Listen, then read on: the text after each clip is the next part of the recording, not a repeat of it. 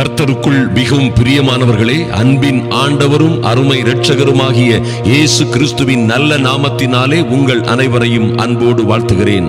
எனக்கு அன்பான தேவ பிள்ளைகளே, இன்று இந்த இரவு ஜெப வேளையிலே தேவ சமூகத்தில் வந்திருக்கிற நீங்கள் எல்லோரும் நிச்சயமாக ஒரு காரியத்தை மனதிலே வைத்துக் கொள்ள வேண்டும். இந்த ஜெப வேளை நாம் வந்திருக்கிற இடம் அல்லது நாம் தேவனை சந்திக்கிற சர்வ வல்லமையுள்ள ராஜாதி ராஜாவை சந்திக்க வந்திருக்கிறோம். இந்த இடம் நாம் இருந்து அவரை நோக்கி பார்க்கிற இடம் எதுவாக இருந்தாலும் சரி, அது கர்த்தருடைய பரிசுத்த பர்வதம் என்பதை மறந்து விடாதிருங்கள். அது தேவனோடு பேச, தேவனோடு உறவாட, தேவனோடு நம்முடைய கருத்துக்களை சொல்ல, அவர் நமக்கு என்ன சொல்ல விரும்புகிறாரோ அதை கேட்டு அறிந்து அதன்படி நடப்பதற்காக நாம் வந்திருக்கிற ஒரு அற்புதமான இடத்திலே, அற்புதமான ஒரு நேரத்திலே வந்திருக்கிறோம் என்ற ஒரு தியாகத்தோடு, ஒரு எண்ணத்தோடு, ஒரு விசுவாசத்தோடு தேவ சமூகத்தில் கிட்டி சேருங்கள். நிச்சயமாகவே அவர் நம்முடைய ஜெபங்களை கேட்டு அதற்கு பதில் கொடுக்கிறார் என்பதை மாற்றமே இல்லை. அருமையான தேவ பிள்ளைகளே, கர்த்தருடைய வார்த்தை சொல்லுகிறது பாருங்க, கர்த்தர் ஒரு அற்புதமான லாஜிக்கை வைத்திருக்கிறார், ஒரு அற்புதமான திட்டம் அவருக்கு இருக்கிறது. அதில் ஒன்றும் மாற்றம் இல்லை. 113ஆம் சங்கீதத்திலே இப்படியாக சொல்லப்பட்டிருக்கிறது: கர்த்தர் சிறியவனை புழுதியில் இருந்து தூக்கி விடுகிறார், எளியவனையோ குப்பையில் இருந்து உயர்த்துகிறார், அவனை பிரபுக்களோடும் தமது ஜனத்தின் அதிபதிகளோடும் உட்கார பண்ணுகிறார் என்பது கர்த்தருடைய சித்தம் என்பதை சங்கீதக்காரன் நிச்சயமாக, இது ஒவ்வொரு தேவ பிள்ளைகளுக்கும், இதை விசுவாசித்து ஏற்றுக்கொள்ளுகிற, நம்பி விசுவாசித்து அந்த பாதையிலே எதிர்பார்த்து நடக்கிற ஒவ்வொரு தேவ பிள்ளைகளுக்கும் நிச்சயமாய் இந்த தேவ வார்த்தை பலிக்கும் என்பதிலே மாற்றம் ஒன்றுமில்லை. கர்த்தருடைய வசனம் சொல்லுகிறது, கர்த்தருக்கு பயந்து அவருடைய கட்டளைகளில் மிகவும் பிரியமாய் இருக்கிற மனுஷன் பாக்கியவான்.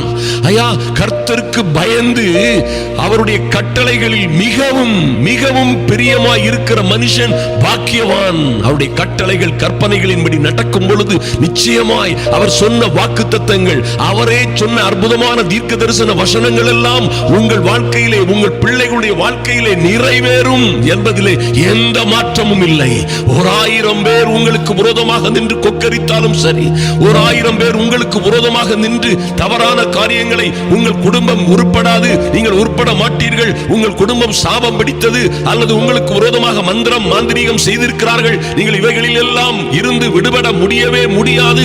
உங்கள் தேசம் வாழ்க்கைப்படாது, உங்கள் குடும்பம் ஒரு நாளும் மேன்மையான மகிமையான ஒரு உன்னத நிலையை அடைய முடியாது என்று 1000 பேர் சொன்னாலும் சரி, எத்தனையோ பேர் தீர்க்க தரிசனமே சொன்னாலும் சரி, என் அன்பு தேவ பிள்ளைகளே, கர்த்தருடைய வார்த்தை, கர்த்தருடைய சித்தம் சொல்லுகிறது, கர்த்தருக்கு பயந்து அவருடைய கட்டளைகளில் மிகவும் பிரியமாய் இருக்கிற மனுஷன் பாக்கியவான். எத்தனை பெரிய பாவியாய் இருந்தாலும் சரி, எத்தனை பெரிய கொடூரமான காரியங்களில் அகப்பட்ட மனிதனாக இருந்தாலும் சரி, உண்மையாகவே அவன் மனம் திரும்பி கர்த்தருடைய கற்பனைகளின்படி நடந்து கட்டளைகளை ஏற்றுக்கொண்டு அவைகளை மிகவும் பிரியமாயிருந்து அவைகளின்படி செயல்படுகிற எந்த மனிதனும் அழிந்து போவதில்லை. துன்மார்க்கன் சாகிறது எனக்கு எவ்வளவேனும் பிரியமோ என்று கர்த்தர் சொல்லுகிறாரே. தொலைந்து போனதையும் அழிந்து போனதையும் காணாமல் போனதையும் தேடி ரட்சிக்க, பாவிகளை ரட்சிக்க அல்லவா இந்த பரமன் பரலோகத்தில் இருந்து இறங்கி வந்தார். அவர் நிச்சயமாக உங்களை அப்படியாய் மனிதர்கள் பார்க்கிற வண்ணமாய் பார்க்கிறதில்லை. இன்று மனிதர்கள் ஒருவேளை, என் அன்பு சகோதரனே சகோதரியே, உங்கள் வாழ்க்கையை ஒருவேளை யார் வேண்டுமானாலும் எப்படி வேண்டுமானாலும் பார்க்கலாம், எப்படி வேண்டுமானாலும் ஜோதிட கணிப்பாளர்கள், கால கணிப்பாளர்கள் போன்று பலரும் பலவிதமாக உங்கள் வாழ்க்கையை பற்றி பேசலாம். ஆனால் நீங்கள் தானியேல் 2:21 சொன்ன, தானியேல் சொன்ன அற்புதமான வசனத்தை மறந்துவிடலாகாது. எங்கள் தேவனோ, எங்கள் தேவனோ நீங்க சொல்ற மாதிரி காலங்களின்படி அப்படியே விடுகிறவர் அல்ல, தலை விதிகளின்படி நடக்கட்டும் என்று எங்களை தனியே விட்டு விடுகிறவர் அல்ல. அல்லது உங்கள் ஜாதகங்கள், உங்கள் கணிப்புகள், உங்களுடைய எண்ணங்கள், உங்களுடைய திட்டங்களின்படி கர்த்தர் விடுகிறதல்ல.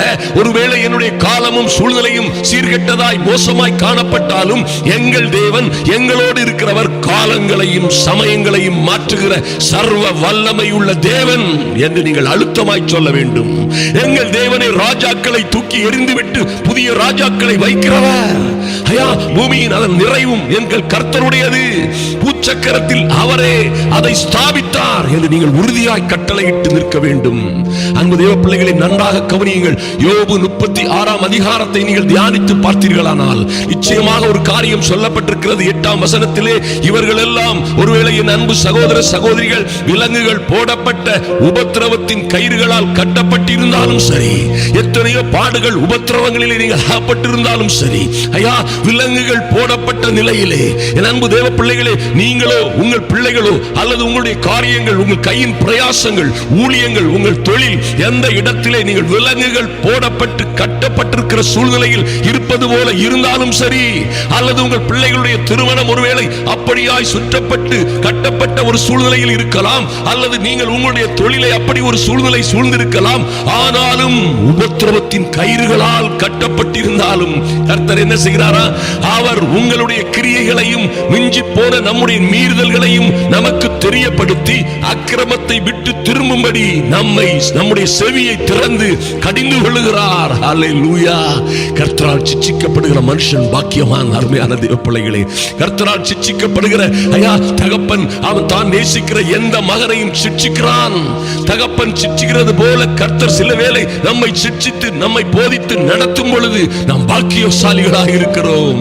தாவீது இப்படியாக சொல்லுகிறார், நான் உபத்திரவப்பட்டது நல்லது, ஆதலினால் கர்த்தருடைய பிரமாணங்களை கற்றுக்கொண்டேன் என்று சொன்னது போல அன்பு தேவ பிள்ளைகளே, நீங்கள் எந்த சூழ்நிலையில் அகப்பட்டிருந்தாலும் ஐயா விலங்குகள் போடப்பட்ட சிறையிருப்பு சங்கிலிகள் உபத்திரவத்தின் கயிர்களால் கட்டப்பட்ட சூழ்நிலையில் நீங்களும் உங்கள் பிள்ளைகளும் குடும்பமும் அகப்பட்டிருந்தாலும் சரி, இந்த கர்த்தர் உங்களுடைய கிரியைகளையும் மிஞ்சி போன நம்முடைய மீறுதல்களையும் நமக்கு அவர் தெரியப்படுத்துகிறார்.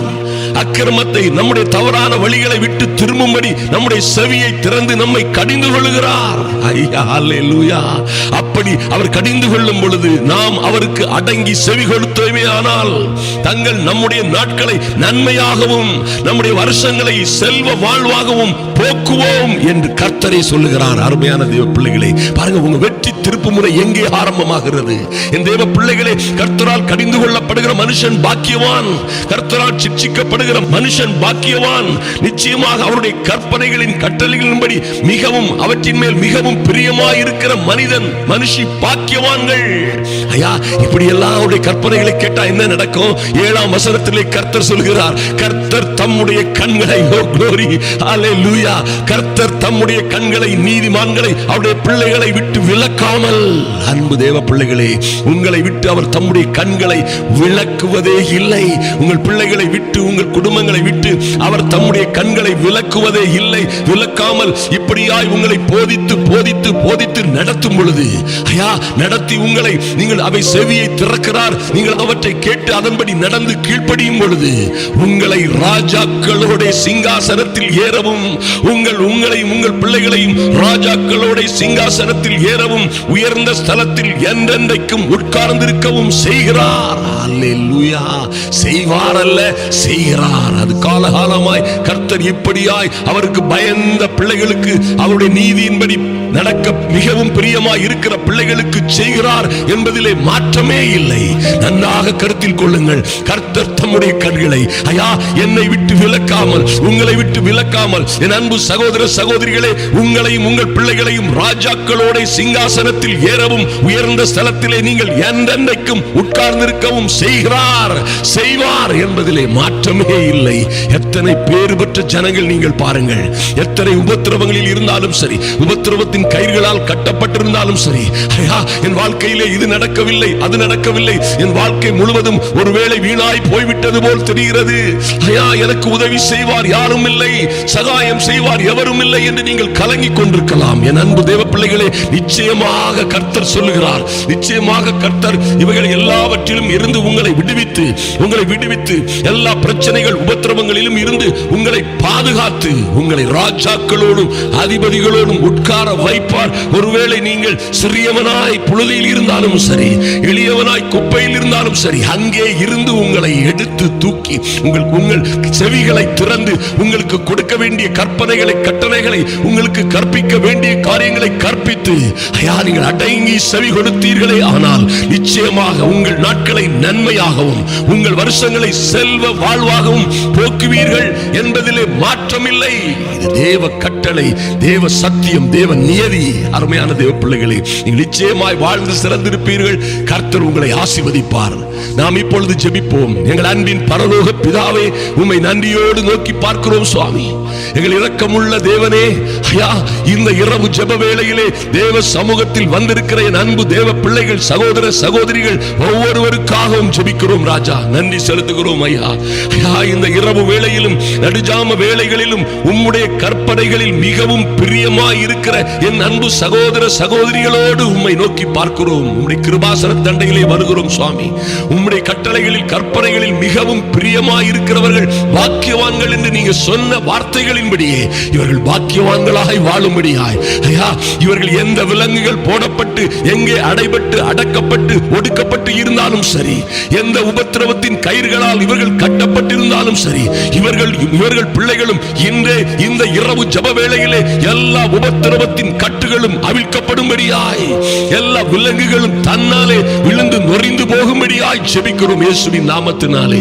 ஐயா, எங்கள் செவிகளை திறந்து நீர் கடிந்து கொள்ளுகிற ஐயா, எங்களுக்கு தெரியப்படுத்துகிற எங்களுடைய குற்றங்கள், பாவங்கள், மீறுதல்கள், அக்கிரமங்களுக்காக உம்மை நோக்கி பார்க்கிறோம். எங்கள் அன்பின் பரலோக பிதாவே, ஐயா, உம்முடைய திருக்குமாரனை கல்வாரி சிலுவையிலே கொடுத்து அவர் சிந்திய இரத்தத்தினாலே, அவர் செய்த தியாகத்தினாலே எங்கள் பாவங்கள் அற எங்களை பரிசுத்தமாய் கழுகும்படியாய் ஜெபிக்கிறோம் சுவாமி. எங்களை அப்பா நீதிகரிக்கும்படியாய் ஜெபிக்கிறோம் ராஜா. நன்றி செலுத்துகிறோம் தகப்பனே. நாங்கள் அடங்கி உம்மை சேவிக்கிறோம், உம்மையே சேவிக்கிறோம் ராஜா. நாங்கள் இந்த உலகத்திலே வேறு எதையும் நம்பவில்லை ஐயா. வேறு எந்த விக்கிரகத்தையோ, வேறு எந்த மந்திரம் மாந்திரியம் பில்லி சூனியங்களையோ, வேறு ஒன்றையும் நம்பாமல் நீரே ஆண்டவர், எங்கள் இயேசுவே ஆண்டவர், இயேசுவே இரட்சகர் என்று விசுவாசித்து உம்முடைய சமூகத்திலே வந்திருக்கிறோம். அடங்கி செவி கொடுக்கிறோம், அடங்கி உம்மையே சேவிக்கிறோம். நன்றி தகப்பனே.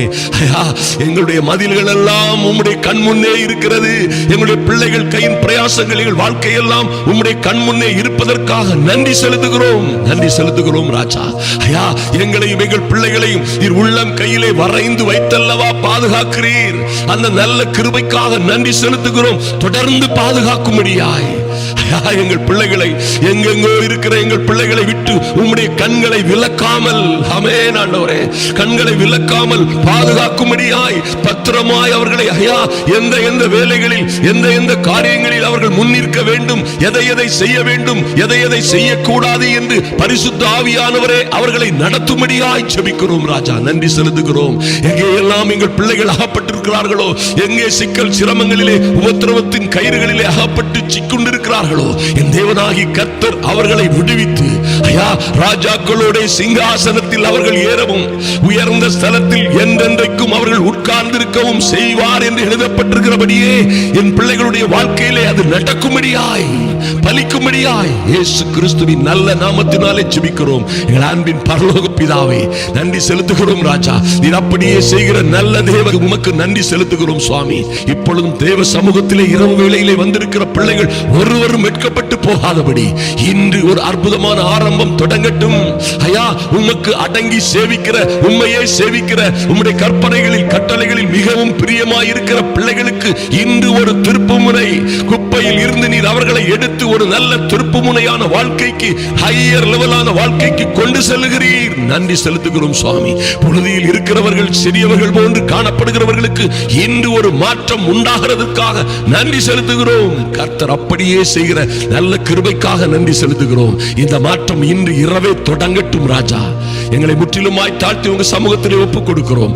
அன்பரும் எங்கள் ஆத்தும நேசருமாகிய இயேசு கிறிஸ்துவின் நல்ல நாமத்தினாலே ஜெபிக்கிறோம் எங்கள் அன்பின் பரலோக பிதாவே.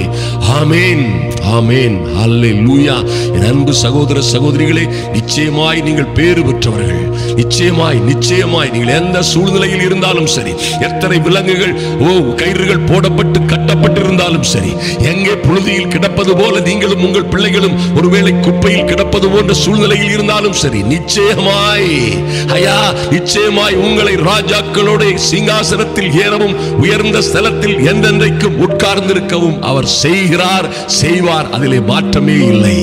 சப்ஸ்கிரைப் பண்ணாதவங்க இந்த சேனலை விரைவாய் சப்ஸ்கிரைப் பண்ணுங்க, லைக் போடுங்க, அதுபோல கமெண்ட் பாக்ஸ்ல எழுதுங்க, அநேகருக்கு ஷேர் பண்ணுங்க. நீங்கள் வாழ்ந்து சிறந்திருப்பீர்கள். கர்த்தர் உங்களை ஆசீர்வதிப்பார்.